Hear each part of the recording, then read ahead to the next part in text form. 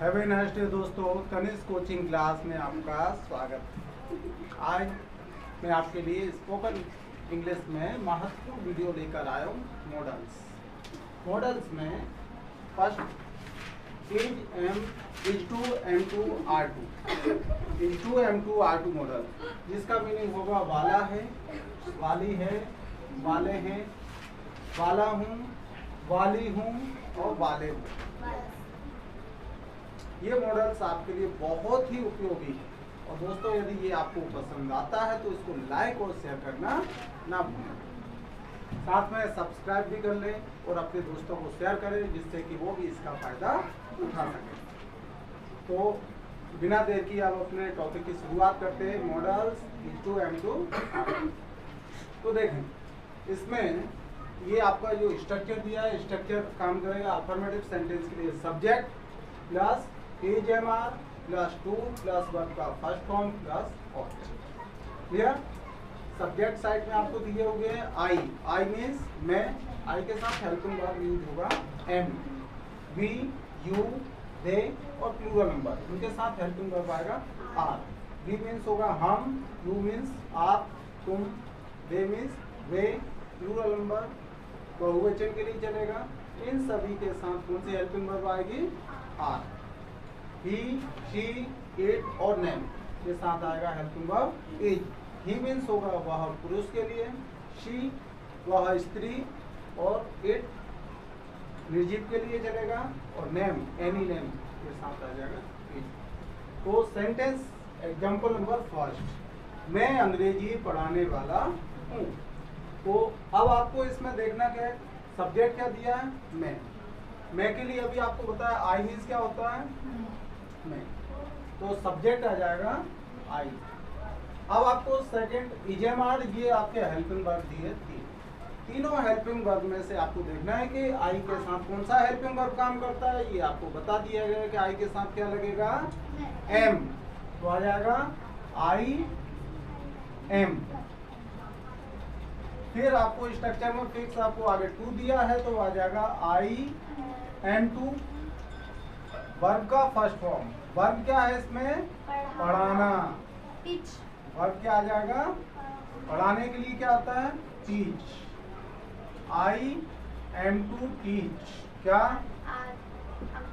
अंग्रेजी। तो आ जाएगा इंग्लिश। तो सेंटेंस क्या बन जाएगा? I am to teach English, मैं अंग्रेजी पढ़ाने वाला हूँ। इसी तरीके से सभी सब्जेक्ट के आप सेंटेंस बना सकते हैं। सेकंड होगा हम अंग्रेजी पढ़ाने वाले हैं। वी हेल्पिंग वर्ब लगेगा वी के साथ आर, तो we are to teach English, आप अंग्रेजी पढ़ाने वाले हो।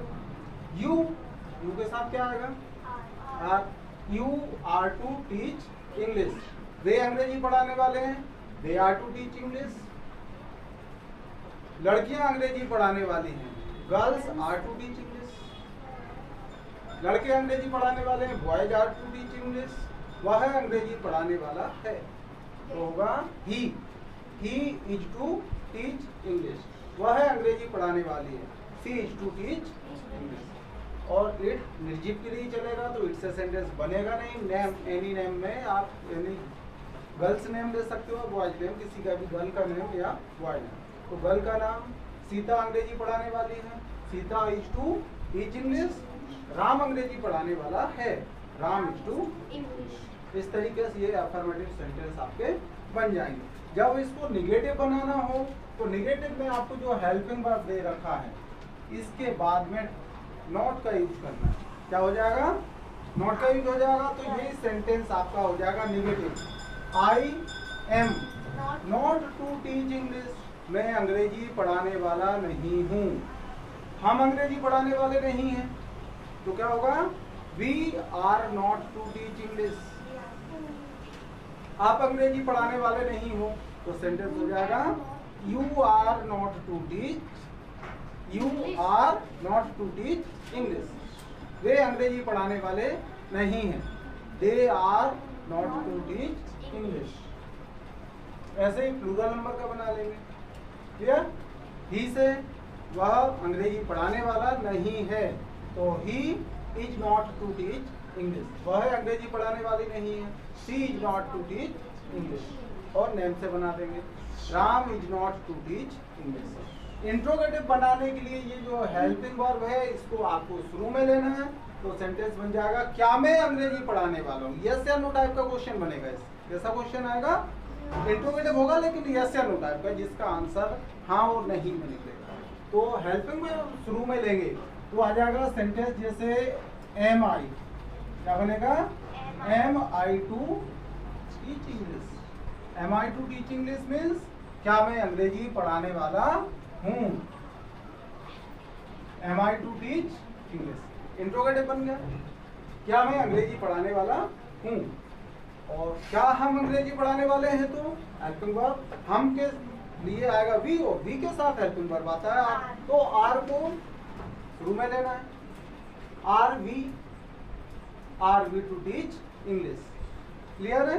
क्या हम अंग्रेजी पढ़ाने वाले हैं। तो इंट्रोगेटिव में आपको क्या करना है कि सभी की जो हेल्पिंग वर्ब है वो सब्जेक्ट के बिफोर में लेना है। क्लियर? शुरू में क्या लगाना है? Helping verb. हेल्पिंग वर्ब जब शुरू में लग जाएगी तो आपका सेंटेंस इंट्रोगेटिव बनेगा, वो भी यस या नो टाइप का, जिसका रिप्लाई आपको यस या नो में देना है। आप इस तरीके से क्वेश्चन पूछा जा सकता है, क्या मम्मी खाना बनाने वाली है, तो वहाँ पे क्या बनेगा? क्या आपकी मम्मी खाना बनाने वाली है, तो वहाँ पे इज, क्योंकि मम्मी क्या है एक नेम में आएगा, तो इज बिफोर में लगेगा। Is your mother to cook food. Clear? क्या आप बाजार जाने वाले हो, आर बिफोर में आ जाएगा, क्योंकि इंट्रोगेटिव जो भी सेंटेंस बनेगा हेल्पिंग वर्ब से शुरू करना है। तो आपको सब्जेक्ट की पहचान बनाना है, सब्जेक्ट कौन सा है आप, तो यू के साथ हेल्पिंग वर्ब कौन सी आती है? आर, तो आर बिफोर में आ जाएगा। Are you going to market, क्या आप बाजार जाने वाले हो। क्या वह अंग्रेजी बोलने वाली है, तो क्या बनेगा? इज शी, क्या वह अंग्रेजी बोलने वाली है, तो क्या बनेगा? ये शुरू में आ जाएगा। इज के बाद शी के बाद टू लगाना। Is she to speak English. Clear है? और आप स्कूल जाने वाले हैं? क्या आप स्कूल जाने वाले हो? आप स्कूल जाने वाले हो तो सिंपल, आप स्कूल जाने वाले हो। You are to go to school. You are to go to school. और क्या आप स्कूल जाने वाले हो, तो फिर क्या बनेगा उसमें?